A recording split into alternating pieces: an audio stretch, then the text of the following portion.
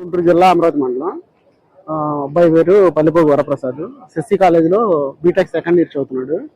నిన్న కాలేజీ నుంచి ఒక 8 మంది పిల్లలు వచ్చారంట ఈతకని చెప్పేసి, సరదాగా ఈతకని వచ్చారంట.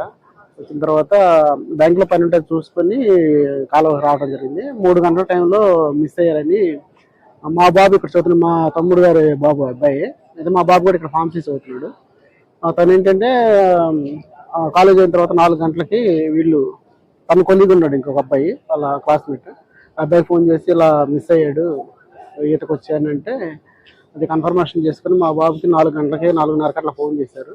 మాకు మా ఊర్లో మాకు అక్కడ తెలిసేసరికి 5:30 6 అవుతుంది. ఆ టైంలో 6 గంటల టైంలో మాకు తెలిసింది. అక్కడ నుంచి మిస్ అయ్యాడంటే ఆ తర్వాత నైట్ 8 వరకు పోలీసులు 7 అట్లా టైం వరకు వెతకటం, ఈతగాళ్ళు వాళ్ళు వీళ్ళు వచ్చి వెతికారంట. తర్వాత ఇక చీకటి అయిపోయిందని చెప్పేసి వెళ్ళిపోయారు. మేము అక్కడ నుంచి మళ్ళీ నైట్ అక్కడ నుంచి ఒక 50 మంది దాకా కారు అట్లా మాట్లాడుకొని వాళ్ళ ఫాదరు, వాళ్ళ అన్నయ్య గారు, వాళ్ళ పెద్దనాన్న గారి పిల్లలు అందరూ రావడం జరిగింది. మళ్ళీ మార్నింగ్ 5:30కి పోలీస్ స్టేషన్కి రమ్మని ఫోన్ చేశారు. అక్కడ నుంచి మళ్ళీ ఇక్కడికి వచ్చాం అనమాట. మార్నింగ్ వచ్చి వల్లేసి ఎతికారు. ఇందాక మామూలుగా చేపలు వేసే వాళ్ళు అట్లాంటివి వేసి ఎతికితే దొరకలేదు. సో ఏంటంటే ఇరిగేషన్ డిపార్ట్మెంట్తో మాట్లాడి నీటి లెవెల్స్, ఫ్లో వాటర్ లెవెల్స్ తగ్గిస్తా ఉన్నారు.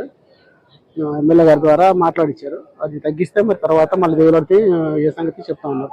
మరి టైము ఈవినింగ్ వరకు పట్టొచ్చని అంటున్నారండి. బాబు అయితే బీటెక్ సెకండ్ ఇయర్.